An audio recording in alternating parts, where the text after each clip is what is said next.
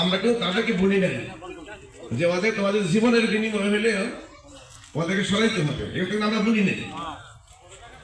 বৈষম্যমূলক আন্দোলন একটা ছোট্ট একটি ঘটনাকে সামনে রেখা ওরা যখন আন্দোলনের সামনে বাড়াইল, ওদের উপর যখন অত্যাচার অনাচার বাড়াই দিল সরকার,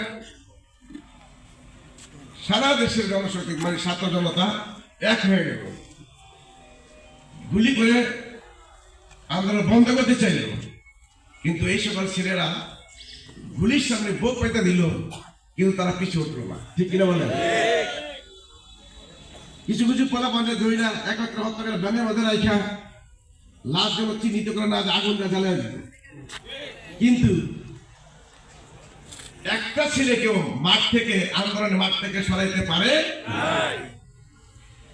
এই যে ওদের হিম্মত, রক্ত দেওয়া, রক্ত গুলি, নিজের স্বার্থের সামনে গুলি খাওয়া মানুষ মারা যাচ্ছে, সাথে মারা যাচ্ছে, হাসপাতালে নিয়ে যাচ্ছে, কেউ চোখ হারাইতেছে, কেউ পা ইয়ে হয়ে গেছে গা, অকেজ হয়ে গেছে গা, তারপর ওরা এক চুল পরিমাণ পিছু হটে। আমরা কি বলে দিয়েছিলাম বাবা তোমরা এটা করো? কিন্তু তাদের ভিতরে এই যে হিম্মত, এই যে তেজদীপ্ত, এই যে আগ্রহ, জীবন দেবার মন তৈরি করে দিলে কে আসলে? আল্লাহ। এরা করতে না বলেন?